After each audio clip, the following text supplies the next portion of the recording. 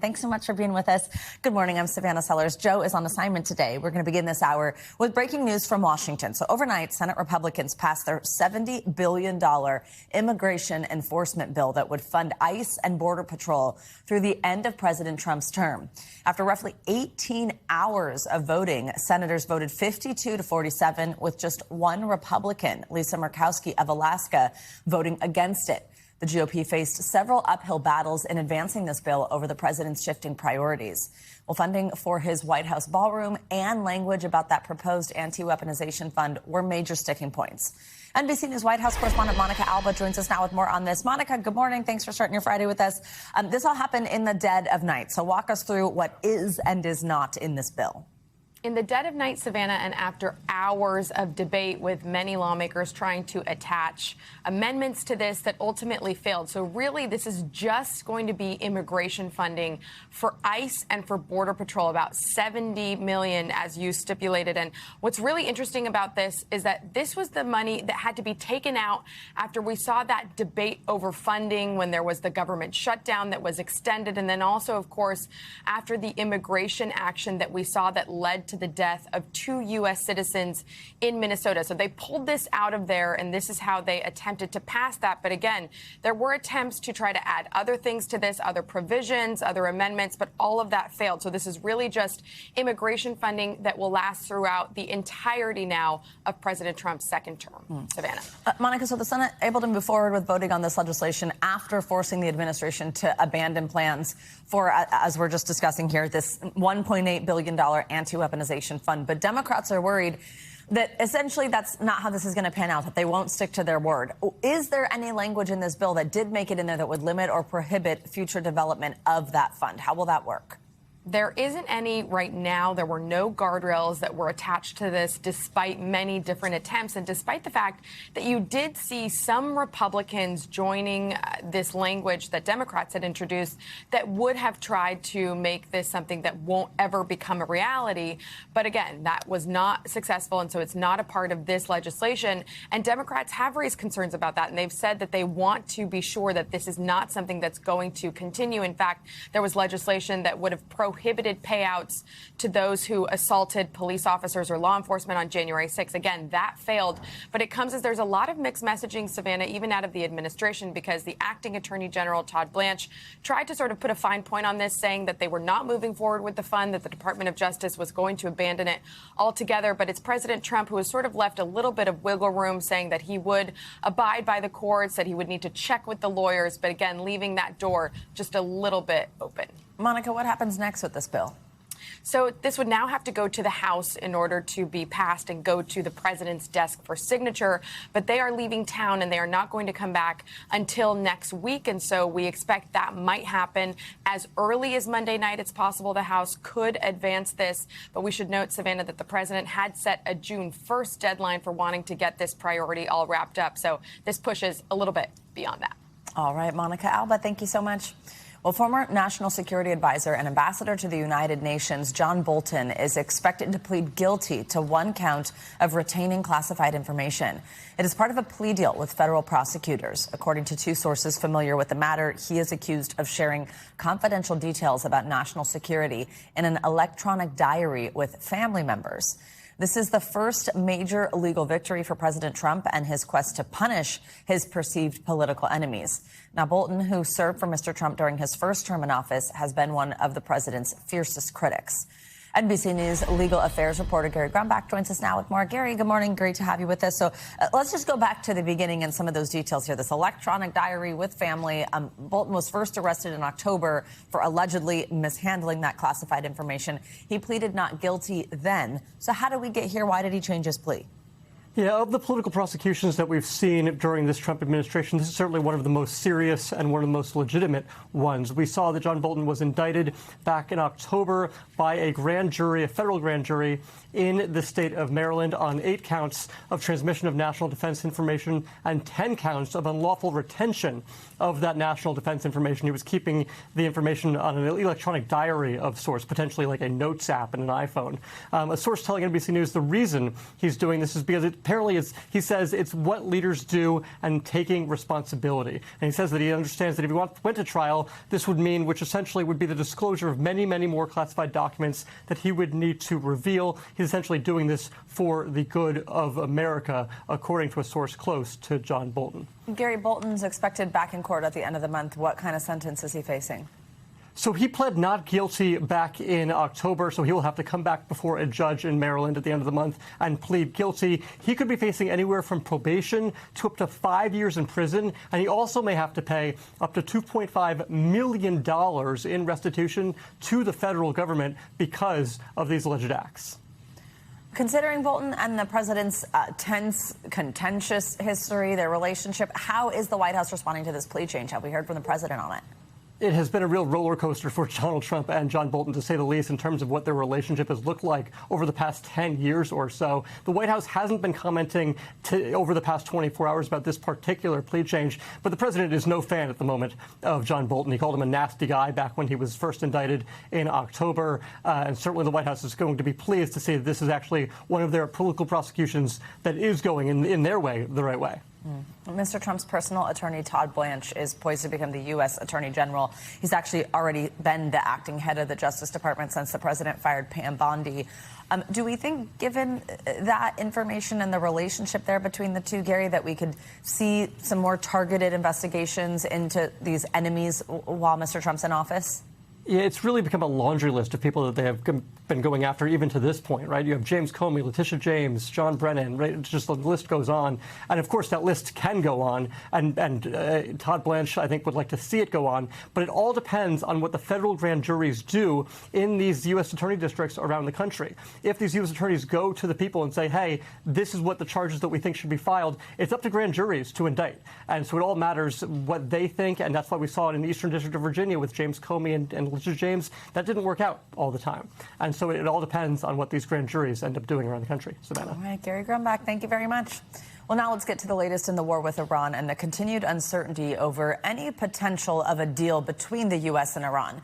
President Trump told reporters he'd be honored to meet with Iran's supreme leader if it meant a possible deal. This all comes as the leader of the Iran-backed Hezbollah militant group is rejecting the latest ceasefire agreement reached between Israel and the Lebanese government. New video shows smoke billowing earlier today in southern Lebanon following Israeli strikes reported by Lebanon's state news agency. NBC News chief foreign correspondent Richard Engel has the latest in the Middle East from Tel Aviv. Hopes that a new ceasefire deal in Lebanon would encourage a broader peace agreement in the Middle East, specifically one between the United States and Iran, are fading quickly this morning after that U.S.-brokered ceasefire didn't last a single day. Hezbollah formally rejected it, calling it a surrender agreement, and it was very unlikely to hold because Hezbollah and the Israeli government have very different understandings of what a ceasefire should mean between the two groups. According to the latest proposal, Hezbollah was supposed to stop fighting, put down its weapons, and leave southern Lebanon, moving north of the Litani River. Hezbollah said it couldn't accept those. And Hezbollah says a real ceasefire, which it wants, should see Israeli troops leaving Lebanon altogether, which is something the Israelis have vowed not to do. So they are speaking past each other, and it is not a good sign for reaching a peace deal with Iran, because the Iranian Revolutionary Guard once again said that unless there's a deal in Lebanon, there will be no deal between Washington and the United States. All right, Richard, thank you so much. Well, the weather is another big story this morning because summer heat is officially here for tens of millions of people.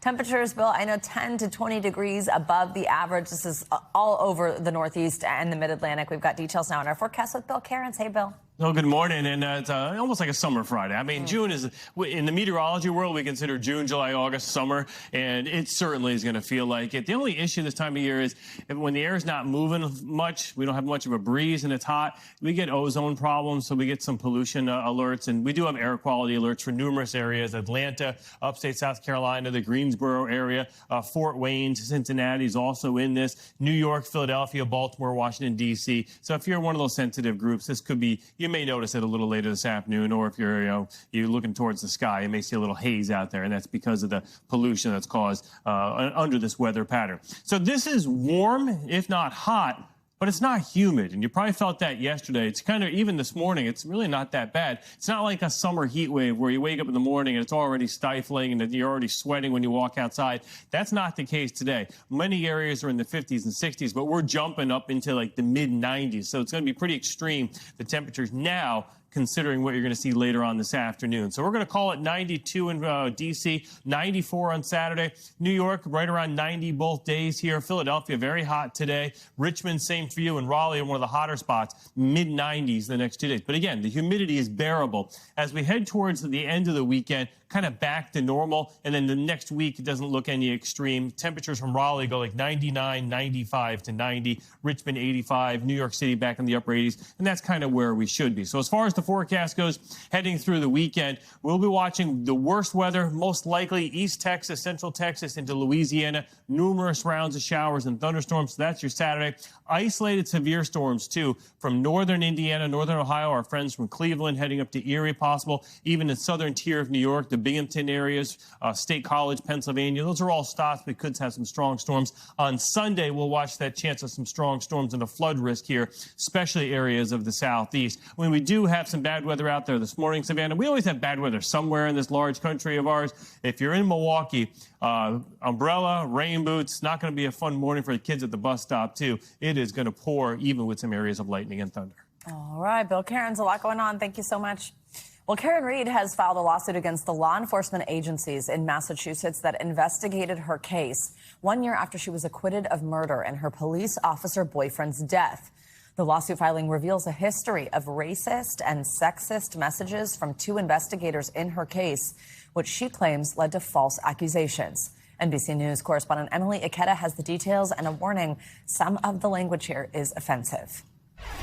A year after Karen Reed walked out of a Massachusetts court acquitted of murder, I could not be standing here without these amazing supporters. The 46-year-old is leveling her own bombshell allegations against the police departments that investigated her for her police officer boyfriend's 2022 death, unearthing decade-old vulgar voicemails that Reed's lawyers say demonstrate a culture of bias and corruption.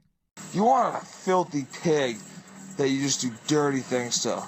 You don't want some, like, dope babe you get a wine and dine. That was the case's eventual lead investigator, Michael Proctor, according to the complaint, who you can hear also used racial slurs describing a multi-car accident. Take your time. I saw a was involved, so I wouldn't rush if you're working. Let them die. While Proctor's attorney says years-old comments had no bearing whatsoever on the investigation, Reed's lawyers say they show an embedded culture of bigotry, misogyny, systemic failures, and institutional rot within Massachusetts State Police and Town of Canton Police, which they allege ultimately led to Reed being wrongly accused. She was drunk, she hit him, and she left him to die. The new lawsuit also lists a trove of disturbing texts from Proctor and Canton Police Sergeant Sean Good. Good allegedly calling the Boston mayor a little C word and writing the governor can suck my. Good, who did not respond to our request for comment, resigned from his position this week, and Proctor was fired last year. Emily Ikeda, NBC News. All right, well, this morning we are learning more about the frightening moments leading up to when a United plane collided with a light pole on the New Jersey Turnpike last month. The NTSB has released its early findings on the incident, reporting that the plane was flying too slow and far too low before landing. NBC News senior correspondent Tom Costello has the details. New NTSB photos show the deep gashes to the belly and tire of a United Airlines plane after hitting a light pole on the Jersey Turnpike while landing at Newark Airport last month. Dash cam and surveillance video capture the moment the pole crashed through the windshield of a tractor trailer. The driver suffered minor injuries. Now, a new NTSB report says as the plane was coming in for a landing in gusty winds, the first officer warned the veteran captain, hey, you are slow. Then moments later, you're still slow and a little low. The captain told investigators he looked outside and I thought we were low, but the warning came seconds before landing. That's when he heard a thump. Flight attendants reported a loud bang as the Boeing 767 crashed into a 15-foot pole. They should not have been that low, no question about it. On this graph, this line shows what the plane's descent slope should have been, while this red line shows its actual descent. Pilots on approach look to a runway's landing or PAPI lights like these. 2 white and 1 or 2 red mean they're lined up properly. But the NTSB reports the United crew would have seen 4 reds, a big warning they were too low. If you see all red, it says that you're going to land and touch down before those lights, and that is not good. United has said it's cooperating with the investigation and has told the NTSB it's reminded United pilots not to undershoot a runway. Back to you. All right. Wow, Tom, thank you so much. Well, a Minnesota prosecutor now says that anti-ICE protesters who faced federal charges will not face any additional state charges. So this all stems from the anti-immigration enforcement demonstrations you probably remember, specifically when dozens of protesters interrupted a church service back in January. You might remember former CNN journalist Don Lemon was among the group. The protesters say they had learned that one of the church pastors was also an ICE official who was involved in the Minnesota operations. The U.S. Justice Department brought federal civil rights charges against 39 people for their church interruption in the wake of the Renee Good killing. The Minnesota prosecutor says there isn't enough current evidence to support adding state charges against them. We thank you for watching, and remember, stay updated on breaking news and top stories on the NBC News app or watch live on our YouTube channel.